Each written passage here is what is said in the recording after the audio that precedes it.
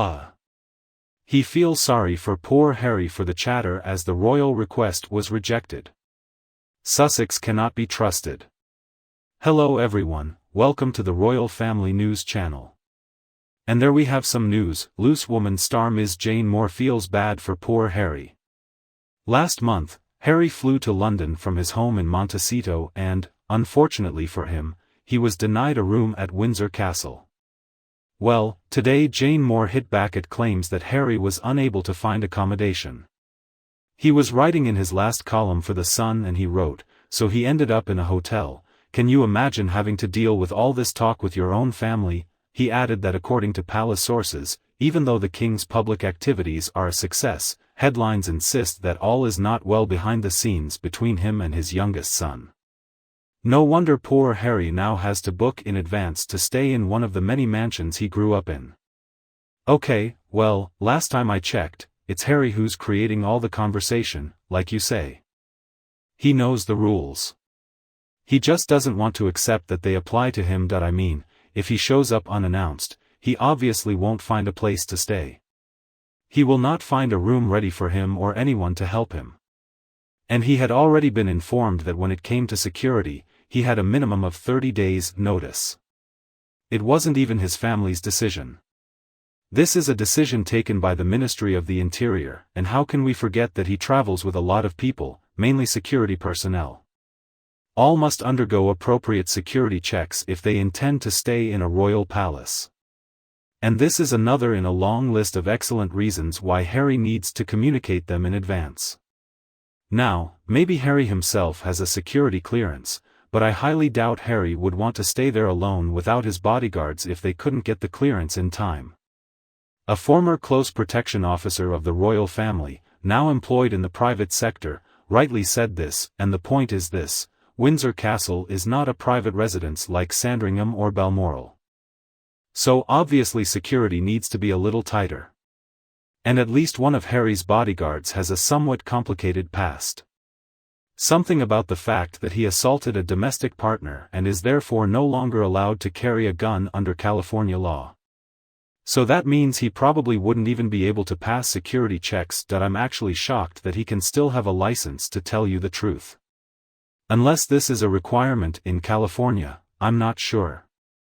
Harry, however, needs to stop acting like his father has rejected him.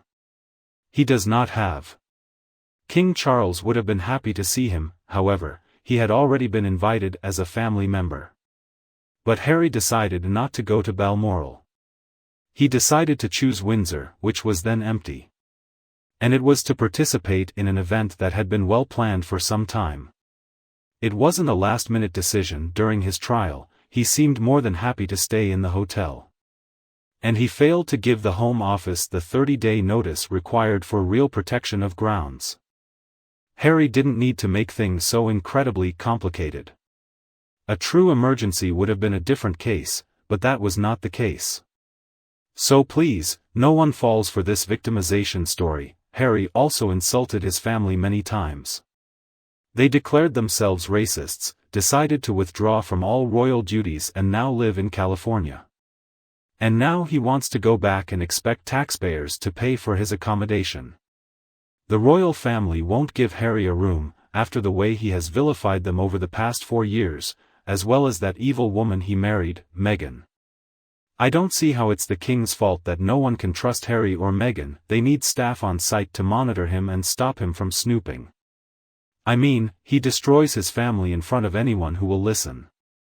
And now he wants to understand because people don't trust him. I think Harry is still very angry at his father because he thinks he let him down. Charles did his best. Being a parent is incredibly difficult. But unless you're being offensive, you should give yourself the benefit of the doubt. We know that Charles spoke to Dimbleby about what he saw as his parents' failures when he was little. Well, and then when he became a grown man, that divide was bridged. Charles was much nicer to Harry than his father was to him, and I think we should give him credit for that. Harry simply likes to blame others for his problems, because this way he can refuse to take responsibility. But Harry is almost 40 now. His actions as an adult therefore depend on him. And his current behavior does not reflect the way his father raised him.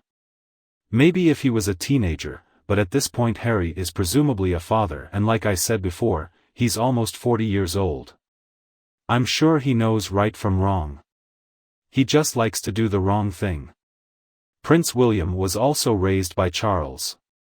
And look at that, I mean, we all grow up and choose our own path in life. Harry chooses to be what we see today. But it has nothing to do with his father. I mean, are your parents still responsible for the choices you make at 50?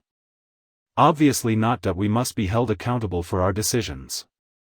Harry also showed a real habit of doing something, realizing it was a mistake, then choosing to blame someone else. One example, of course, is when he decided to wear a Nazi uniform to a masquerade party. Well, when he received criticism for this poor choice, he decided to blame William and Catherine, claiming that they were the ones who encouraged him to wear it. He was 20 years old and an army officer in training. So that's like saying a 5-year-old stole his toy and someone needs to force him to give it back. It's amazing how this man takes no responsibility. Harry is not a teenager. He needs to stop behaving like one. I mean, he's a middle-aged married man and probably a father. William was raised by the same father, and look at him. He turned out to be an extraordinary person. What he chooses to do and say at this point in his life does not reflect his upbringing. I'm sorry, but that's not the case. Harry knows right from wrong. He knows the truth and lies. And he chooses to do evil. He chooses to lie. Before Diana died, I believe Harry was allowed to do things he shouldn't have been able to do. I think he didn't get punished much because he was the youngest and his mother knew Harry was different from William. He also said that Harry wasn't very bright and that he was trying his best to give him the extra help he needed. However, I think they should have done more to discipline Harry. I mean, I think if you don't teach a child from a young age that they need to be held accountable for their actions, they'll never learn that. I think Harry has lived his life believing that because he is Prince Harry he can do and say whatever he wants. Harry just sees that his brother is having an easier time. That I don't think he stops to think about why this might happen. I think William worked on himself a lot more than Harry ever did. And that's why William is so successful and truly happy in his life. He has an extraordinary wife and children. And you, do you agree with the opinions expressed in this video? And I completely agree with all your comments. I'm kidding. Now we're going to talk about your opinions in the previous video titled Catherine vowed never to speak to Harry and Meghan again during royal feud. First, a comment from Helen. Catherine reminds me of a young Queen Elizabeth. God bless you, Catherine, true and pure. I love this comment and have nothing to add because you are right about Helen.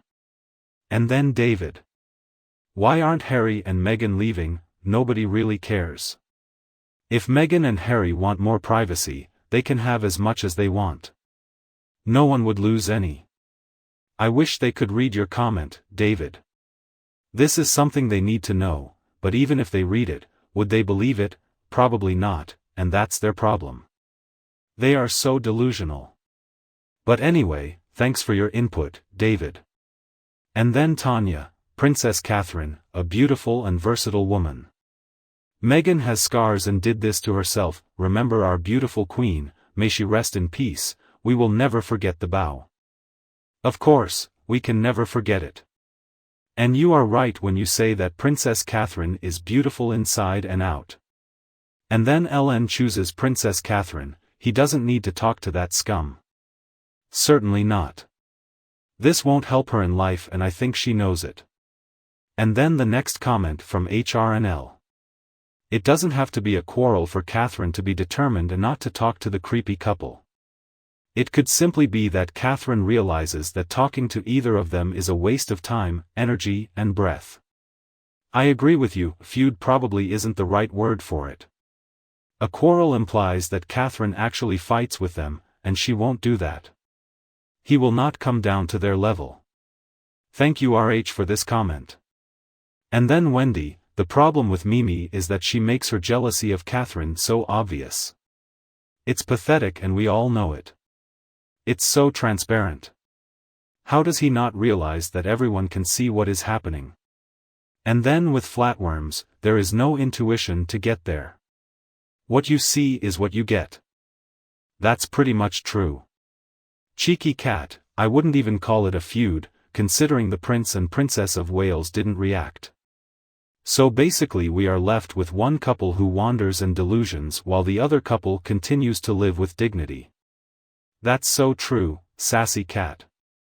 And that's why it's so fun to watch, why Harry and Meghan are getting angrier and angrier. And at the same time, no one cares. And then Lee said, the great Princess Catherine, Harry and Meghan should apologize. Scammers need to stop being needy. They do, but I fear they never will. Spy Cabo, Princess Catherine, is a very intelligent woman who is wise not to trust any of the traitors. For what they did to Prince Philip and Queen Elizabeth, as well as King Charles and Camilla, they will never be forgiven or forgotten. Princess Catherine is a very intelligent woman and I think all of Britain, indeed the whole world, is lucky to have her. Well, after reading these comments, I think we can all agree on one thing, Princess Catherine is a true gem. Anyway, thanks again so much for watching and thanks for leaving all the comments on my videos. If you have any other ideas, please leave them, and we'll talk about them in the next video. And don't forget to subscribe to the Royal Family News channel to support us further. Thank you very much for watching, see you soon and I will come back to see you in the next videos.